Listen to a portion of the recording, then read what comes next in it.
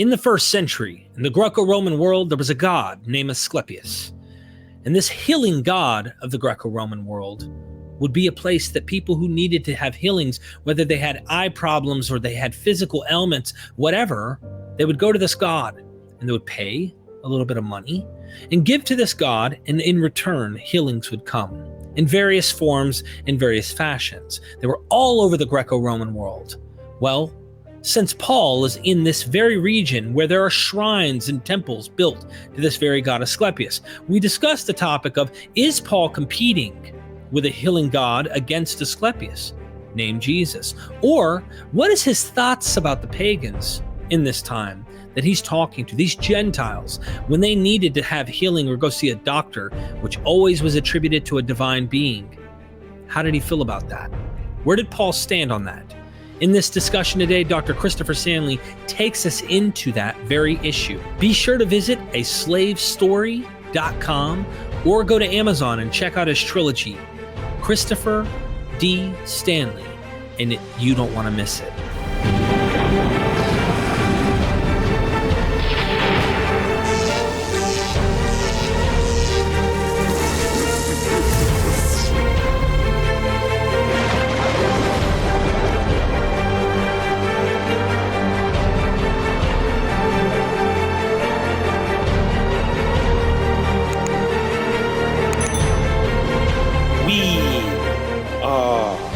MythVision. Welcome back to MythVision Podcast. Special guest today you have never met, and I'm your host, Derek Lambert. We have our guest, Dr. Christopher Stanley, joining us here on MythVision. How are you, my friend? Fine, thank you. It's about 8 degrees here in Western New York today, so it's nice to be inside.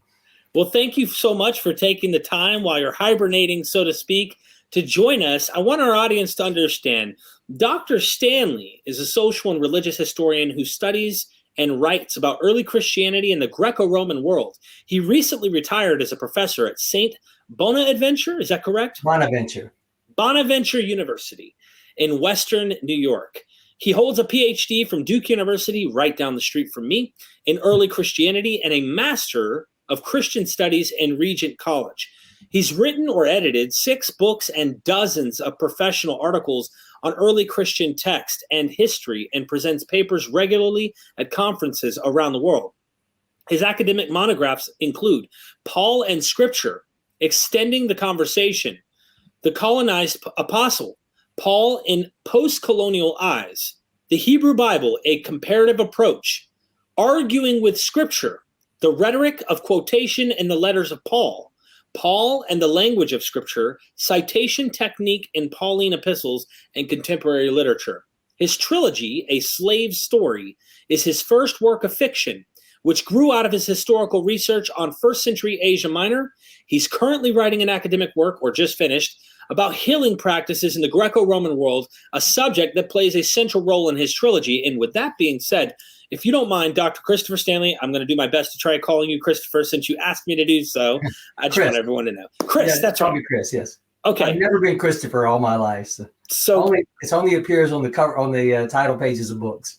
Well, Chris, I wanted to lead into asking about this latest, greatest that you're doing. You just sent it off yesterday to the publisher. What's it about? What got you into this book as we venture into the topic? Thank you, Derek. It's nice to be with you and your listeners today. The title of this book is Paul and Asclepius, the Greco-Roman Quest for Healing and the Mission of Paul. Asclepius was the Greek god of healing. I would imagine that probably most of us know little or nothing about him, and yet he was perhaps the most popular god in the ancient world, because not only because he provided a vital service, that is healing, but also he was, unlike most of the deities who were portrayed as rather stern and somewhat awesome, Asclepius was portrayed as a rather friendly type of character in his statues and images, etc. And he was someone who was seen as caring and compassionate. And interestingly, one thing we might talk about on some other occasion, he is actually called by many of the same names that Christians would call Jesus. He is the Savior. He is the Lord. He is the one who is compassionate and merciful and loving toward his people. And the hymns that are sung to him, of which we have many examples, are things that you could almost transpose into a Christian church setting in terms of the ways in which he is honored. The book doesn't actually deal as much with Asclepius, though definitely he does come into play in a lot of ways. But it's primarily about where we situate Paul in relation to, as you were mentioning, Greco-Roman healing practices, the prevalence of sickness in the ancient world.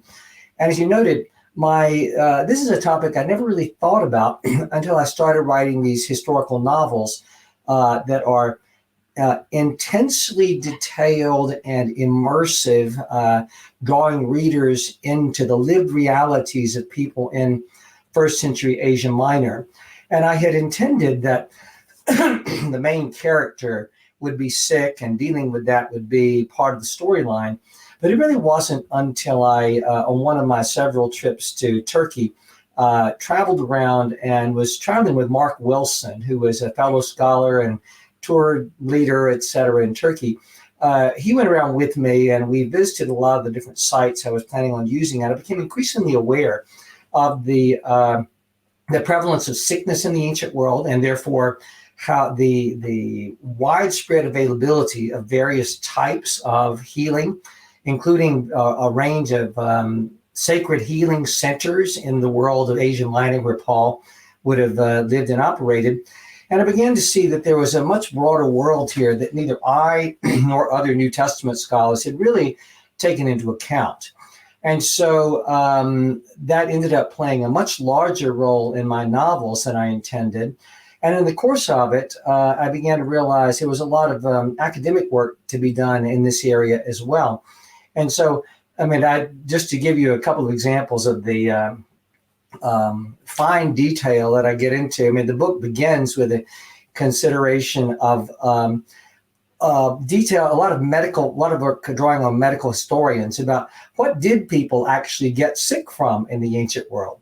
And, you know, it's interesting, for example, that a number of common diseases that we have today are not evidenced in those days. So like measles, chickenpox, even syphilis, which is kind of surprising. You associate that with the military, et cetera. So what kinds of things did people suffer from? And then getting into how they sought to be cured. And I identified, I drew a lot on medical anthropology in regard to understanding sickness and healing, et cetera.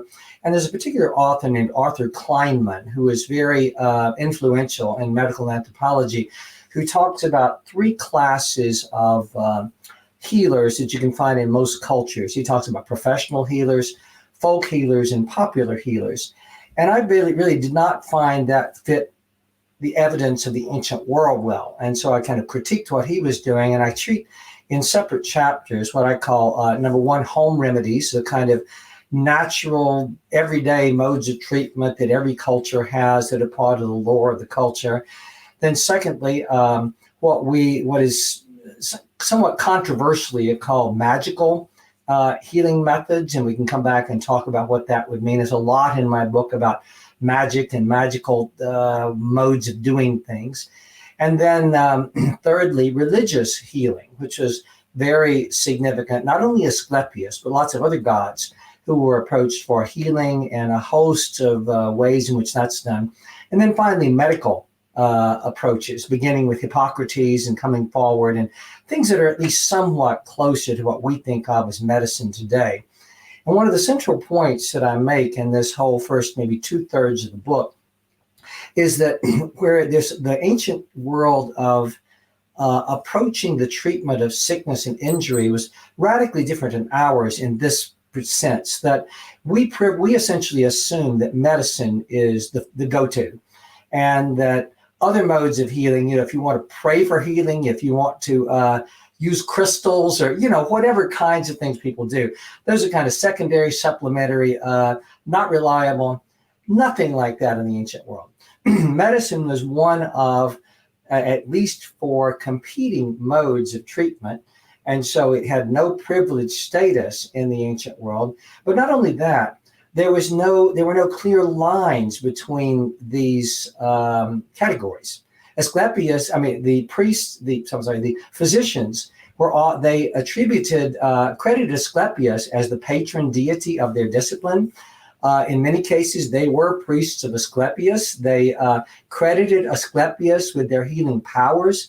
Even the 2nd century Roman physician Galen, who is a little closer to what we would think of as secular medicine, approved the wearing of amulets, the use of astrology, and a host of dreams, the interpretation of dreams in relation to medical treatment. And so, all this raised the question that I get into in the last couple of chapters of if religion, particularly what we might call, quote, pagan religion, unquote, the polytheistic religion of the Greco-Roman world, was so pervasive and infused all of these areas of religion, of healing, what does that say about Paul and his followers?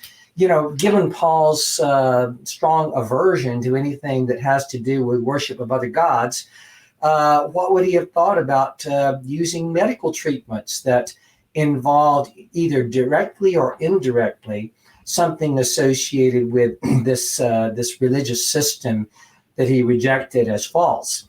And so that's what I explore in the latter chapters, and a lot of fascinating things. I have to be honest, I learned so much through this whole process. And a lot of what I'm doing is kind of sharing the results of that learning, primarily with academic readers, fellow scholars. But the book, when it does come out probably later this year from Bloomsbury, T&T Clark, in the Library of New Testament series, I think most of it would be accessible to ordinary readers if people are really interested in, immersing themselves in the history of that time. There are some kind of methodological conversations in there that they might find a little boring, like, disputes around whether it's proper to use the term magic, or some of my medical anthropological kinds of things. If they're bored, they could skip over those parts. But it's not a whole lot of like Greek and Hebrew or those kinds of things in the book that would be a barrier or an obstacle to readers. There's so much you said there, and I was reading your article that you sent me, of course. That's down in the description. If you're interested in getting a taste of what he is going to expound much further in his book, read the article. It's down in the description of the video. But also, in case anyone's wondering, before we move on in depth into what Paul might be doing here, everybody can go check out his books on Amazon. That link is in the description.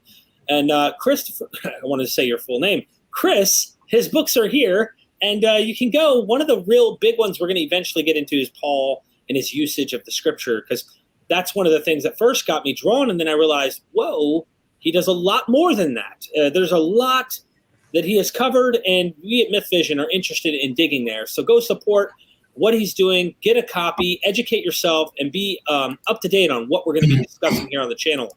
So, Chris, in this vein, if I may, it's hard for me to call you just by your first name. I'm so used to being formal. I'll tell you what I tell my students is, you don't have to call me Dr. Stanley, but if you can't avoid it, that's okay. It's so second nature.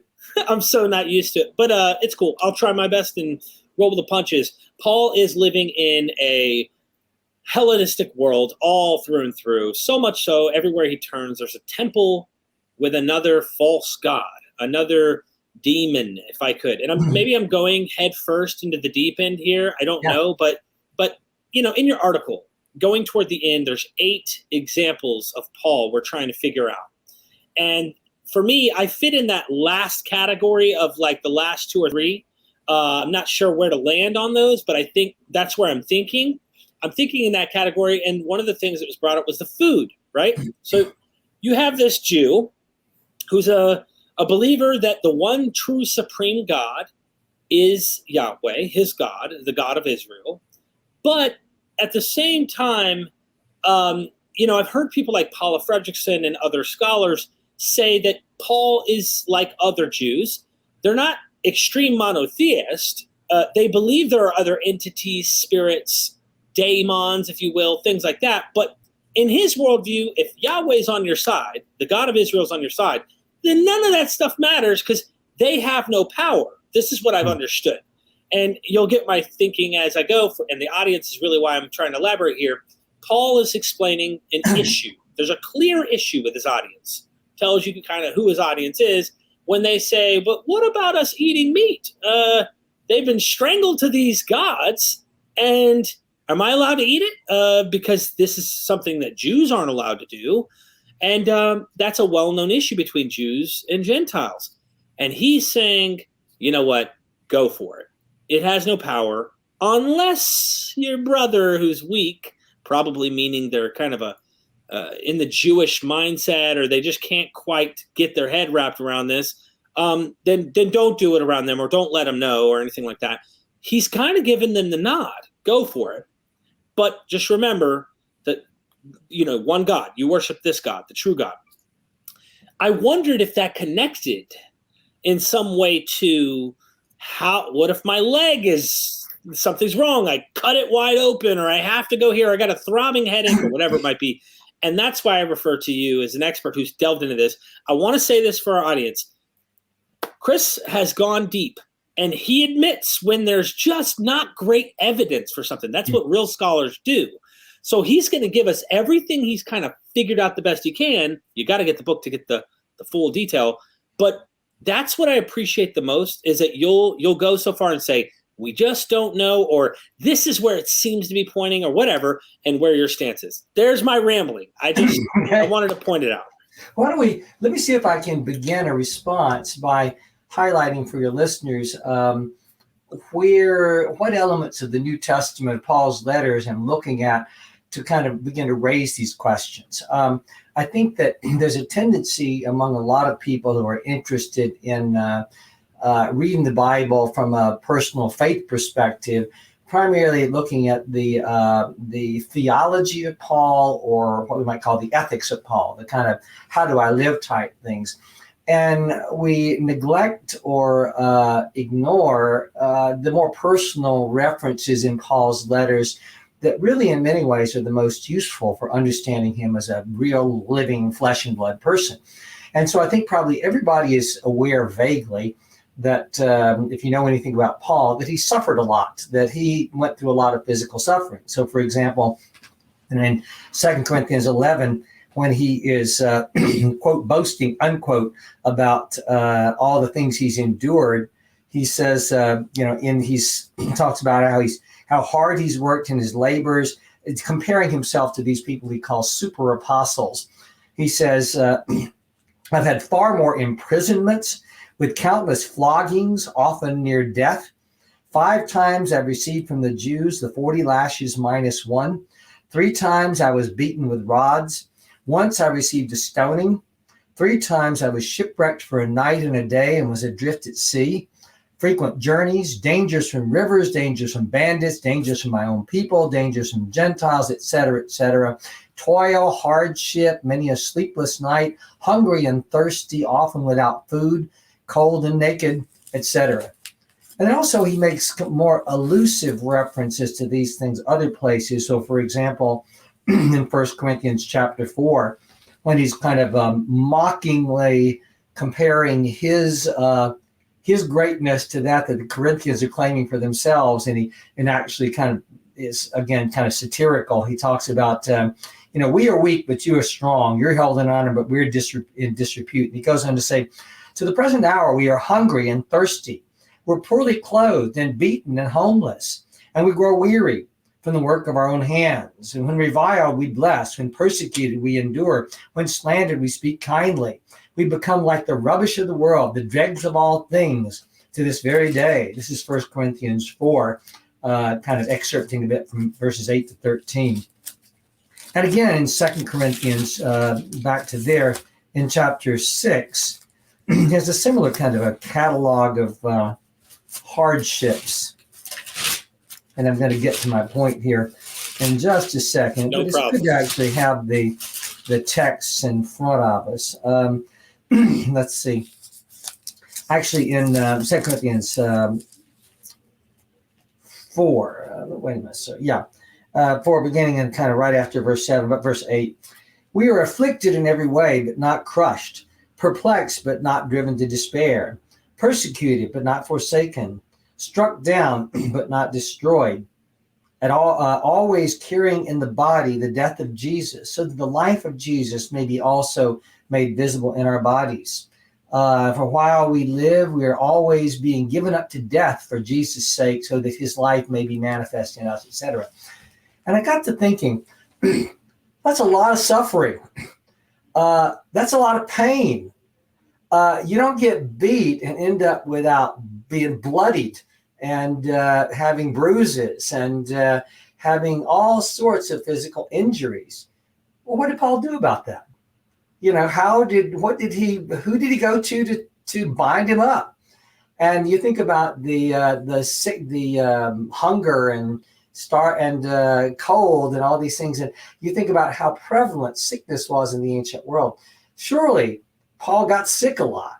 And, you know, he refers in Galatians about how he was experiencing infirmity when he came to visit them and how caring they were towards him. And there are a couple other places in his letters also where, in fact, I actually end up arguing in my book, and I don't know that I'm particularly new in saying this, that Paul probably suffered from some kind of visible disabilities as a result of this. You know, he may have had, it could be something of a disease standpoint. Some people have thought that the thorn in the flesh he talks about in 2 Corinthians 12 might be, you know, poor eyesight. Arguments have been made that. There's a very interesting article by, I'm trying to think, I have to look it up, but who makes a pretty interesting argument that the kinds of mystical experiences that Paul reports could be evidence of frontal lobe epilepsy that could have been caused by being beaten on the head.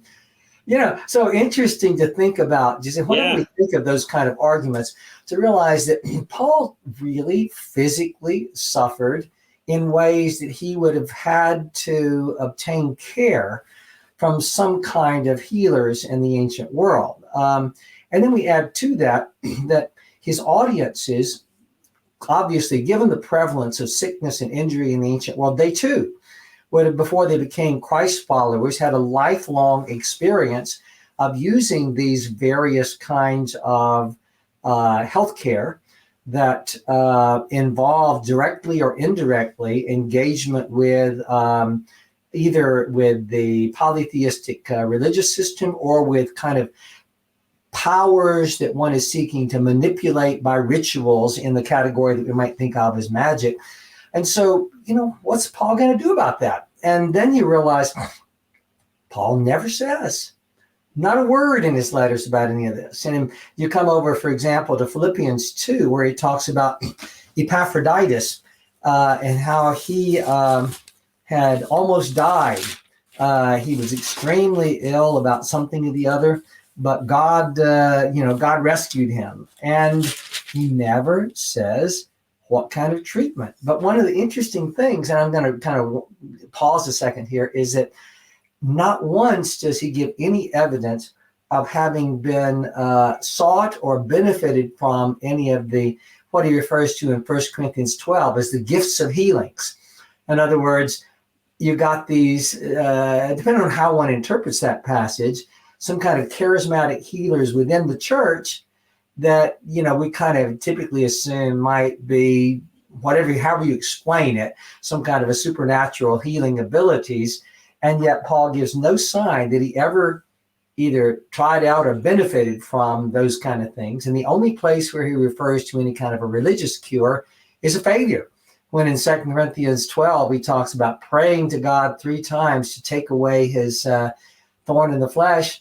And God says, So you know, Paul, what did he do? And how did he handle all this? And how do we make sense out of the fact that he himself doesn't give any sign of any kind of a, you know, supernatural kind of healing? So let me pause for a moment there and give you a chance to interact and follow up, because I can keep talking about this all day. Yeah, no. I love this, and I'm glad you gave me the opportunity just to poke a few things. Something interesting to note when he mentioned the idea of Paul's eyesight might be really, really bad is just giving people a hint. We don't know this with certainty. You got to make a tentative case, but Paul says, look it with, it's my writing, look it with my big letters, like Right. almost like a blind person is trying to look, and they're making these large letters on the page so that you know it's me, because his audience would know, the ones at least who visited him or heard of him would know, Paul, this is how Paul writes, because Paul can't see. Yeah. And he also says in Galatians 4 that I referred to, he says, you would have taken your eyes out and given them to me, which again, people have understood as perhaps an inclination, a reference that his issue was vision. And interestingly, vision problems are one of the most heavily documented, I think perhaps even the most documented illness that people experienced in the ancient world. Wow. And among at the temples and shrines of Asclepius, I don't know if you're aware of this, but people who were healed or believed they were healed, in many cases they would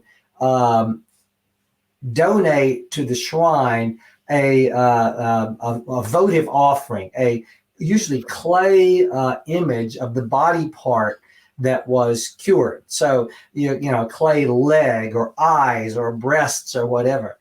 And pictures, images of eyes are the most common kind of votive offerings found in these Asclepian centers. So it would be reasonable to suppose, especially considering, you know, getting beat upside the head probably a number of times, that vision problems might be something that Paul struggled with.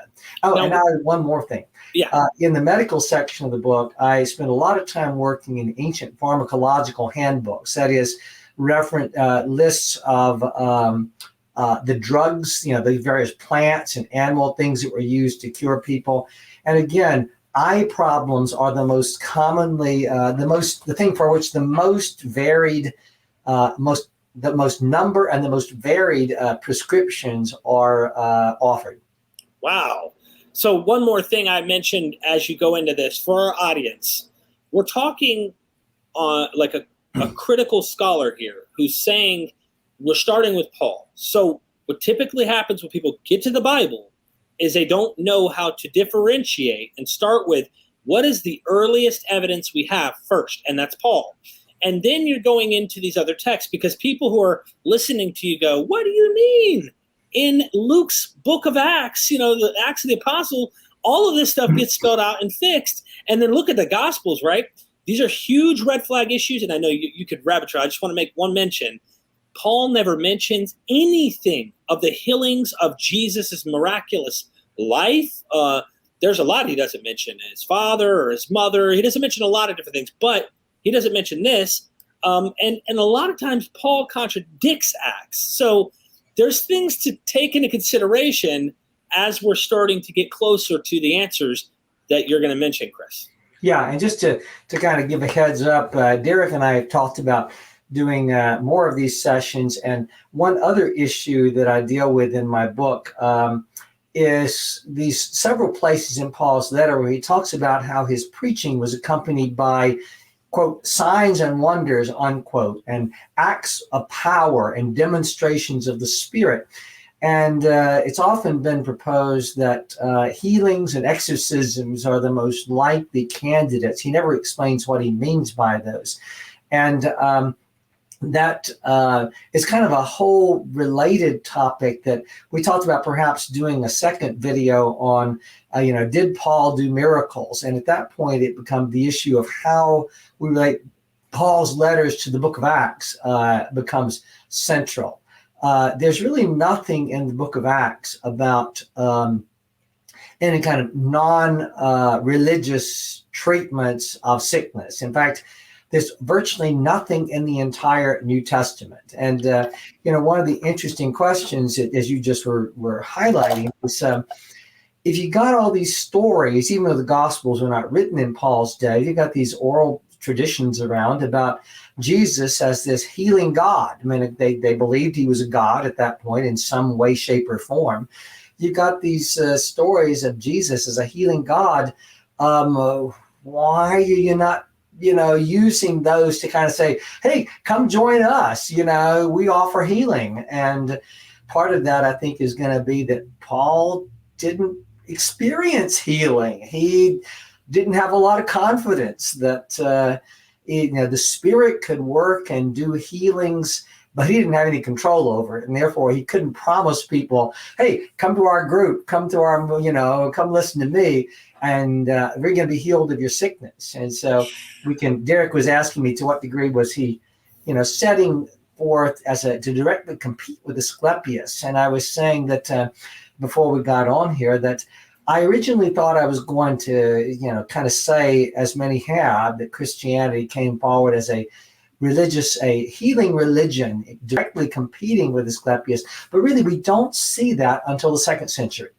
It's very much there in the 2nd century. I have a whole chapter in my book where I look at how the church fathers, 2nd, 3rd, 4th century, are dealing with matters of sickness and healing, and there the church has gotten to a point in terms of size and influence, and the arguments with their Greco-Roman intellectuals, where they do feel they have to offer a direct encounter with Asclepius. And interestingly, that's also when the cult of Asclepius reaches its pinnacle in the 2nd and 3rd centuries. And so there is definitely this rivalry going on at the later era, but I just don't see it in the anywhere in that 1st century era.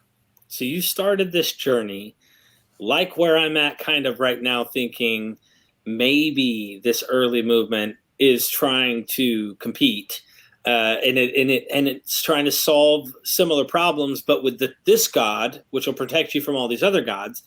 And then you came out with a totally different conclusion, kind of hoping you would find this competition, probably.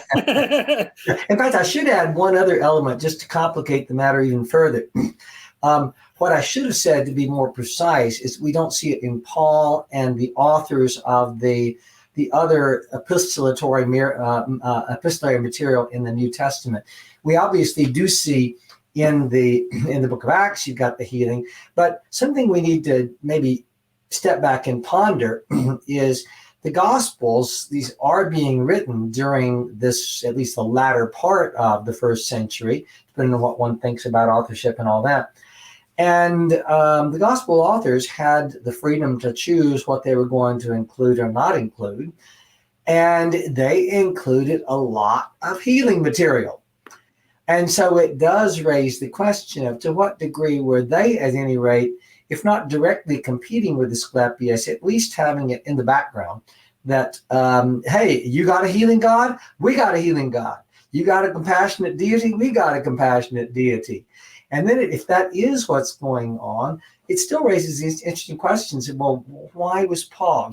Paul was earlier. So maybe this is something that arises even about toward the end of the 1st century as an issue that they feel more need to address. I'm not quite sure what I'd do with that. I think that we just have to be aware there are different currents within the Christian movement. And perhaps in some places, some currents or some authors at any rate, felt they did need to offer something that was more competitive with Asclepius, and others didn't. I mean, for Paul, hey, the world's going to end any moment. Why should we be too concerned about the health of these bodies we're suffering in here now? Because, hey, we're going to get brand new bodies, tomorrow. So I think that I do talk some about the apocalyptic aspect of that, perhaps feeding into Paul's thinking. And perhaps by the time the Gospels are being written, that is not a big time gap between Paul and, Mark or whatever, but still, it does make one wonder. So you're kind of already giving me a hint of where you ended up going in this, because the apocalyptic thing is going to play a significant role in his letters, his authentic letters. You even get some hints even in the ones that are in the name of Paul, but are most likely not from him. This is clearly it. The apocalypse, I think, is a bigger issue than people give credit for on Paul's mind, which makes him, as you mentioned to me, more sectarian than cosmopolitan, because he is apocalyptic. And that begs the question. But an interesting thing, I just want to make one comment. I'd love to have you continue this. I'd love to see where your mind goes and why. In the book, just keep in mind, even if he gives you the answer, you're going to want to get the book, because it's going to go into extensive detail that you don't really find that on one-stop shop. This is what is great about the scholars. You're pulling from various places. But Dr. Ehrman, I interviewed him just recently, like a week ago, and published it publicly a couple days ago, yesterday. It was yesterday. He mentioned that Paul wrote letters frequently. to a lot of these churches. We only have 7. Right. There's no telling how much he may have written on that we don't have. We don't really know.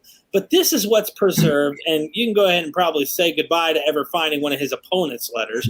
But if we can't find all of his, then say goodbye to people who weren't pro-Paul, or they were enemies, probably. It makes me wonder, is there how much, maybe at the end when you give us your answer, like a percentage if possible, and maybe that's not even exact, but can you give us a percentage of how far you would lean in one direction rather than the other for this whole Paul's miracles and healings and things? Yeah, well, it's interesting you bring up the point about letters we don't have and such, because one of the issues I do grapple with in the book, and also in this article that you mentioned that I sent to Derek there, and he's making available, is we always have the question when we're saying, well, Paul didn't talk about this, that, or the other, recalling that these are occasional letters, that is, they're written for specific occasions. Paul wasn't just trying to kind of lay out his ideas in some systematic format. People in 2,000 years from now are going to be reading this. Let me make sure I put everything in this letter. For example, we would know nothing whatsoever about the kind of charismatic gifts side of things if it had not become a subject of controversy in the church at Corinth. And so that kind of peels back some layers and gives us a little glimpse into something that was, at least in that church, and I think probably in others as well, that was going on that we just wouldn't have any idea about. And so partly they're occasional, and partly, as you say, we don't have the full, lots of, Paul refers to letters we don't have, etc. So one of the issues I had to deal with is, okay, well, if he doesn't talk about healing and what's appropriate and what's not in these letters, well, maybe he talked about it in some other letters, or maybe he had given such clear and thorough guidance on the subject when he was with them that it just never again arose as a subject of controversy. And right. So, and my conclusion in that, at any rate, is I just don't see how that can be the case, because the kind of change he is calling them to make, and let me put it this way, if he was calling them to abandon or avoid any of these kinds of healing treatments that had some entanglement with the Greco-Roman gods, that would have been a radical change. And, where does he draw the line? And why? It's hard to imagine he could do it so conclusively when something is such a normal and recurring aspect of people's lives that it would never again come up as an issue for him to address. I mean, you think about sexuality, that's a parallel area where he's telling them, you got to behave differently than the people around you, a different set of values, a different set of practices. Did he just tell them that once? No, I mean, he mentions it in just about every letter to every church, right? Because he's dealing with something that involved such a radical change of behavior. But that begs the question, right? Yeah. That begs this great question you're pointing out. The end is happening in 3 days from now. Get ready, or in 2 days, or in a week. He knows. He's thinking soon. He's willing to take the time to address these temporal things like sexual things, eating matters, etc. I would think healing is on the same level of, I'm going to die if I don't eat. I feel like I'm dying if I don't sleep with my wife, or I feel like I'm dying if I don't, interact with the opposite sex, or whatever it might be your desire is. Especially during these times, it seems like Paul takes a stance. Not necessarily the opposite sex, right? Yeah. Right. So all of these things, and then healing, like if that's a life-threatening or potentially life-threatening thing, this should come up, I would think. And this is, maybe you're teasing us this whole time. Yeah. I'm like asking, I'm like, so where does he take a stand on it? Like, where do you think he takes a stand? Yeah. And let's to go back to kind of anticipate where I go with this. I lay out a variety of possible ways of explaining this absence of Paul's talking about it. And I won't get into trying to lay out the options, but I tried to explore every possible every intellectual possibility for trying to make sense of this. And where I end up basically is saying is my best guess is that that Paul basically, the reason we don't hear him talking about it is because he didn't make a big issue of it, that he didn't see a problem with most of this system.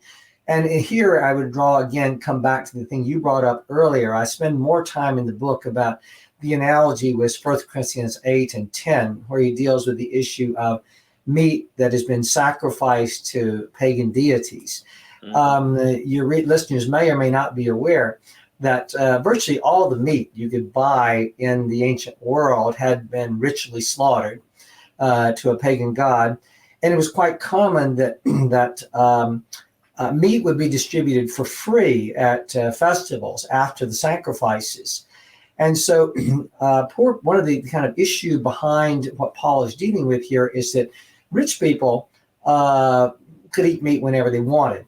But for the great mass of people, I mein, hardly any, in the Roman world, you had this tiny little group of wealthy people and then some kind of retainers. And the vast majority of people, 95% plus, lived on the edge of survival, particularly in the rural areas that are one bad crop year away from starvation. And so in this world, the poor people, the lower class in the city, really didn't eat meat very often. And the main times that they ate meat was when it was given to them for free at these festivals. And so there's this strong association in their minds between eating meat and sacrificing involvement with worshiping, the patron deity of the city or something like that. And so when Paul is having this controversy that he's having to deal with, to some degree, it's a class conflict as much as it is a religious issue. That is, the people at the top, they have no problem with eating meat. The rest of the people, if they're taking seriously what Paul is saying about there's only one God and you shouldn't be involved in idolatry, which, by the way, is a radical step for people to make, and I deal with that in the book. We could talk about that if you want to. They are saying, okay, hey, if we're going to really make this step, we're going to do this, we're going to avoid all this. I mean, we're going to be radical. We're going to be hanging. And so, we're not going to eat that meat anymore. And Paul is saying, hey, there's only one God. They're not real. There's nothing, magical about this meat. It doesn't somehow get infused with some kind of divine substance or something. Hey, just eat it and don't ask questions. And so, as you said, unless it's going to cause some other fellow believer to think that worshiping these other gods is okay, and in that case, you shouldn't do it. And so I draw on that as an analogy. I think is helpful to suggest that I think if somebody were to ask Paul about various kinds of healing practices, I'll give you some examples of the kinds of things. But, for example, amulets. And an amulet is a substance that could be just plant material. It could be an animal part. It could be a ring, a carved gem or necklace, depending on what you could afford, that would be worn either like around the neck to protect from evil spirits, or it could be worn attached to a particular part of the body that is suffering. And it is intended either to protect you from illness or evil spirits, or to provide a cure. So already we got two issues to think about here. One, it's assuming that there are evil spirits out there out to get you, and that somehow just putting a physical object on you can keep them away. That alone already starts sounding a little sketchy. But then you also have, it's quite common on the rings or necklaces, or have engraved little metal scrolls rolled up, to have either words associated with like a prayer to another deity, or an image of the healing god, or images of things associated with that god. So, for example, Asclepius was associated with snakes, and so you might have a carving of a snake on it or something like that. So virtually everybody in the ancient world wore amulets. Jews, Judeans wore amulets. Christ followers, Christians in the 2nd century, 3rd century, 4th century, they wore amulets. I have no question that Paul would have worn amulets as part of the way of treatment. But where would he draw the line? You know, it's if it's something that's just wearing some plants tied together with a string around your neck. Hey, for them, that'd be no different than us taking a shot at the doctor. It's not something that's a problem. But what if you're told that somebody has recited incantations and prayers to Asclepius while they were creating this batch of plants? Well, does that make it a problem? Well, what if instead of a batch of plants, it's a ring or a necklace that's got, let's say, a picture of an animal on it? That in itself is not a problem, but either A, is that a problem for Paul as a Jew for engraved images at all? Or B, does its association with a particular deity, like the snake and Asclepius, cause a problem? Or would you actually have to have a carving of the actual god? And even at that, is that necessarily a problem? And so you start seeing how it's very nuanced. Yeah, very nuanced. And basically where I end up, to make a long, to kind of draw this to conclusion, is that I think the only thing that Paul would have drawn a line at is things that are directly affiliated with other gods. Things that involve, I don't think Paul would have gone to a temple of Asclepius. I'm not sure about that, because these Asclepian healing centers also had physicians on staff. So it does raise the question, is it okay to go to an Asclepian healing center to be treated by a physician as long as you don't offer sacrifices to Asclepius while you're there? I think probably Paul might have allowed that. I don't think he would have done it as a Jew, a Judean, because it would have been too contrary to his sensibilities. But I think as long as you're not actively praying to the other deity, offering sacrifices to them. In fact, there's a fascinating text I bring up in my book from a rabbinic text from probably the 4th century, where they're even doing, the rabbis said the kind of dominant opinion among the rabbis ends up being, if it's associated with healing, it's okay. They have this category they call the ways of the Amorites, referring to texts in the legal texts where you're to avoid the Amorites. So they have all these discussions about what qualifies as the ways of the Amorites. And basically they say if a ritual or a practice involves healing, it's not ways of the Amorites. But then they get into, okay, well, some of these are associated with other gods. Well, what can you do at the shrine of another god? And they actually permit a lot of things, including, weirdly, if I remember correctly, it's okay to touch the deity statue, but not to pray to it. And so just fascinating that even these rabbis who are very concerned about maintaining a strict monotheism allow all kinds of practices that we would tend to think, no, surely Jews wouldn't allow that. Surely Paul would have objected to that. But when you look at what these later rabbis are doing, no, we just got this wrong conception of how Jews, Judeans, whatever terms we want to use, grapple with these kinds of questions. So I think that Paul probably permitted, and maybe even himself used, just about anything, as long as it wasn't directly involved in the cultic worship of another deity, which always raises a lot of interesting questions about Paul's views of other gods and a host of other things. Yeah, that it does bring up a question in particular about the clear gifts of the Spirit that we're finding. Him speaking in tongues reminds me of, was it the oracles of Delphi, or at least Sibylline oracles and things? Yeah, a lot of things where the gods spoke through people. Right, and they're uttering an incoherent tongue and things. And Paul did that often, which makes me wonder how Hellenized is this? Because, it's just odd. Are there Jews running around speaking in gibberish, in the tongues of angels? And in Paul's letters, without getting to Acts, where people try to say, well, what they're doing is they're literally translating actual literal language. No. This seems to be clearly a practice of what we would see at the nearby evangelical Pentecostal church, maybe not completely rolling on the ground and the whole nine, but definitely if Paul's having to tame the Corinthians, they're doing some crazy stuff. So if they're doing that, and what do we see also, maybe this is anachronistic, is the laying on of hands and people are trying to do these things.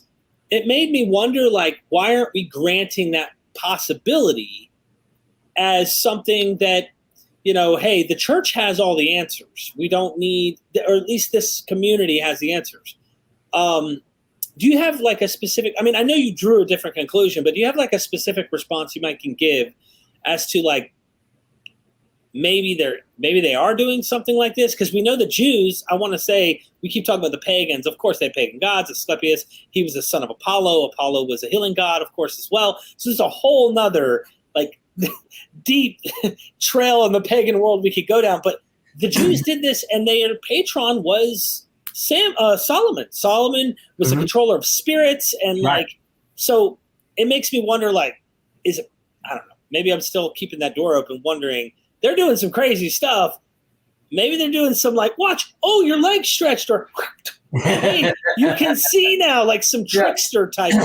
Yeah, interesting. Certainly, you know, you refer to Solomon.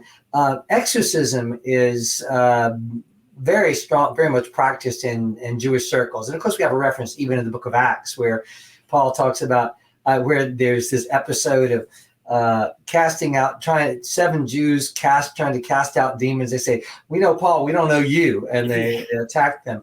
And that seems like a weird little story to us, but there are all kinds of references all the way back from the book of Tobit back in the probably 3rd or 4th century BC on through the rabbis of lots of, you know, exorcism practice. In fact, Jews were renowned even in Greek and Roman circles as exorcists. They were also known for using spells and incantations and magic. There's a whole tradition. In fact, Pliny the Elder, who's a wonderful source for all kinds of his natural history, he's late 1st century. He talks about, he's really down on these people he calls the Magi, which of course we find the term also in the beginning of Matthew's gospel.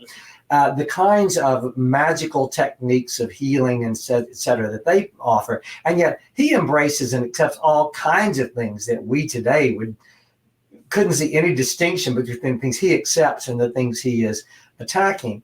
Well, when he's talking about kind of a little history of magic that's and how it relates to medicine, et cetera, he says at one little point, and there's this whole other school of Jewish school of magic that I'm not really going to talk about here, but he alludes to them as he's got this sense that Jews are known for performing magical kinds of activities. And, you know, what's included in that, that's where, again, we run into issues of evidence. Certainly exorcism, certainly to some degree, spells and incantations as modes of healing.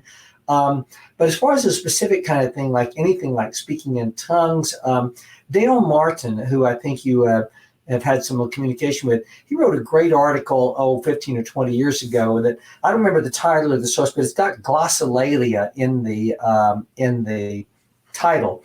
And he does identify some instances. For example, in the book called The Testament of Job, there is a reference toward the end to Job's daughters prophesying and something that could be understood as speaking in tongues.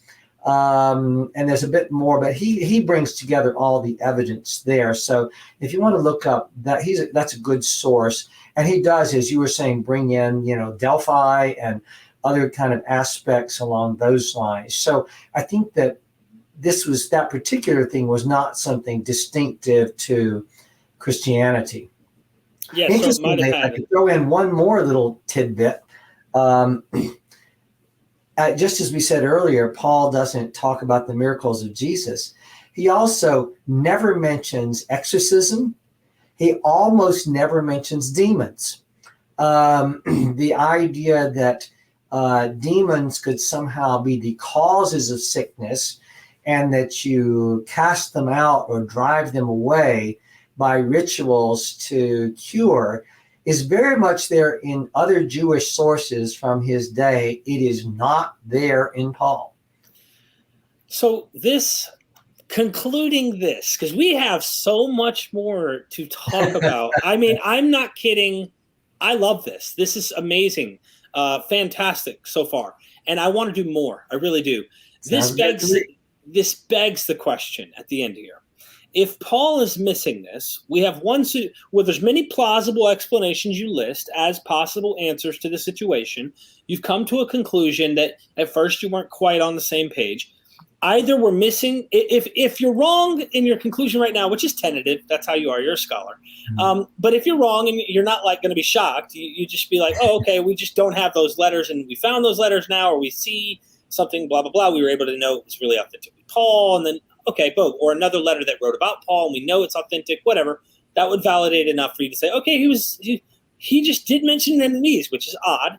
But if, let's say the conclusion is it's not in Paul, and we know early on that's not what was practiced. How did we get from it's not in Paul to everything we know of that's really extravagant about Christianity with Acts and the Gospels? This literature is loaded with it. What is the answer you have come up with on that connection between no to we're having Jesus do it and we're even making Paul out to do it? What's the answer there that you would say? Yeah, so you tell me. Hey, right? I think one of the things that I do mention more than once in the book and also in the article you have there is I think Paul's personal experience plays a role in it. Yeah.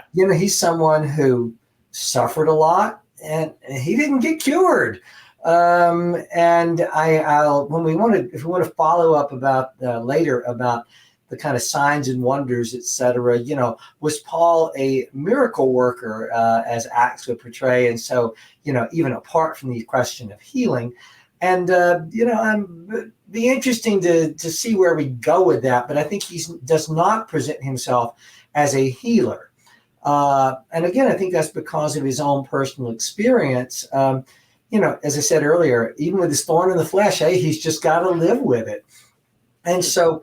I think that perhaps that was, he was going in different directions than come to us and see miracles. I think I'll argue later, I think there were miracles occurring in connection with Paul's preaching. I want to offer perhaps a naturalistic interpretation of that rather than necessarily a supernaturalistic interpretation, but I'm not going to be arguing for a non-supernatural Paul. I think that Paul was someone who was not only a mystic, but someone who his religious life, we want to say maybe his inner life, is something that's hard to get a hold of a lot of times. But he gives enough tantalizing hints to give us some ideas that let's say it put this way. He certainly believed that miraculous things were happening in conjunction with his preaching. And we kind of have to think about what does that mean? Even what does miracle mean in the ancient world? And how do you know one when you see one? And who defines them? But Greeks and Romans believed in miracles. Jews, Judeans believed in miracles. People were doing miracles. You mentioned Paula Fredrickson earlier. Paula talks about that. She says, I believe Jesus did miracles. I also believe other Jews did miracles, and so we have to kind of unpack what we mean by those terms. And again, I think we're going to find that sometimes the mindset, the worldview of people in the Greco-Roman world was so radically different than our own. They didn't live in a material, mechanistic world of cause and effect.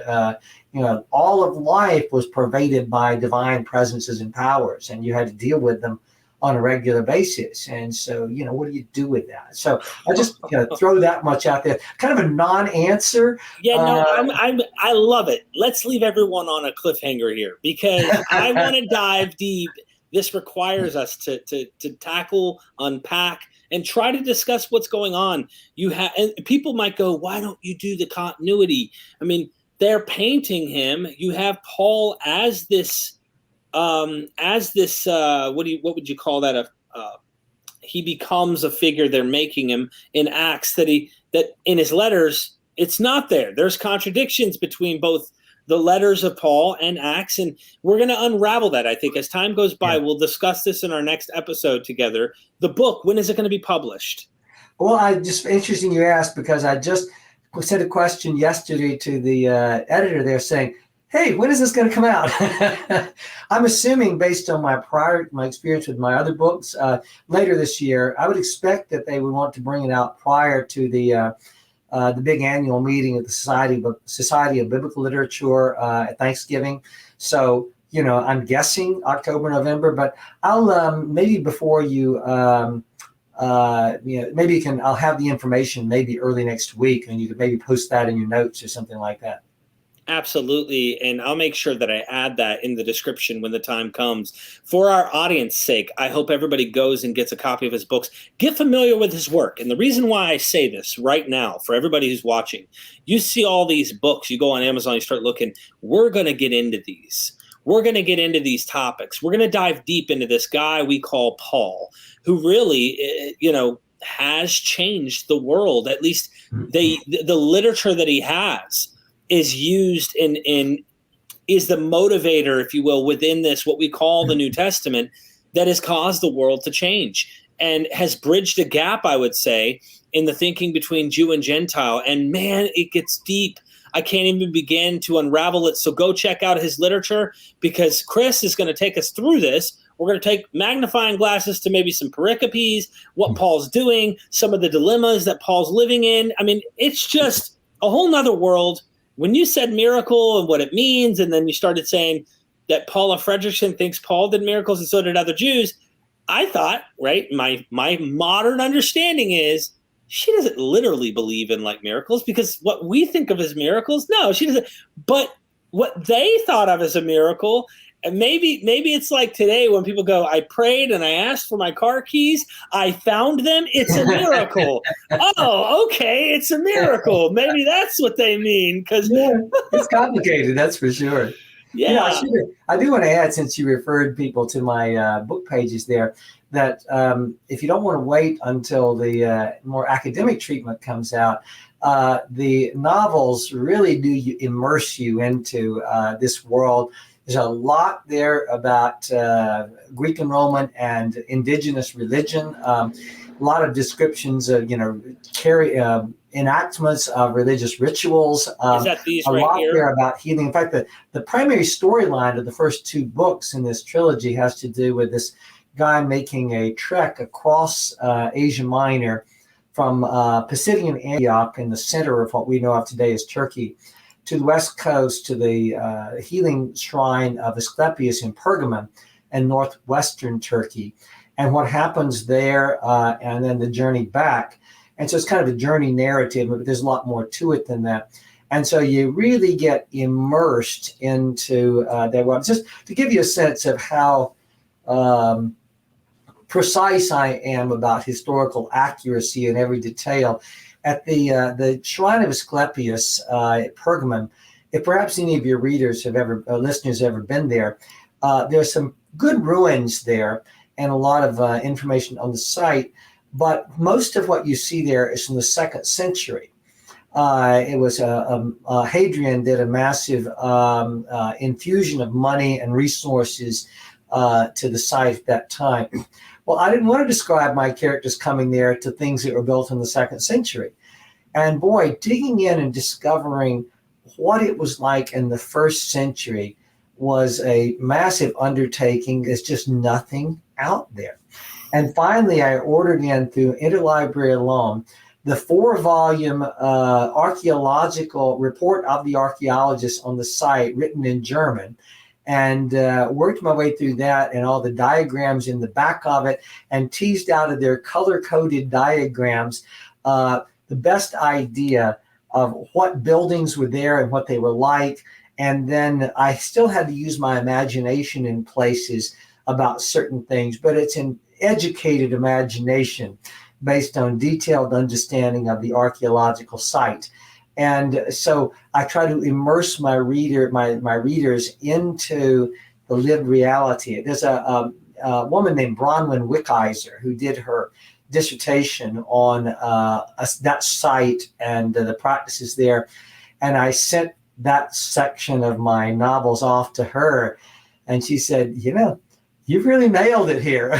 She said, there's virtually nothing here I would have any objection to or concern. So if you want to be able to kind of get into these issues in a kind of a lived experience type way, a way that is accessible, the first one is called a rooster for Asclepius.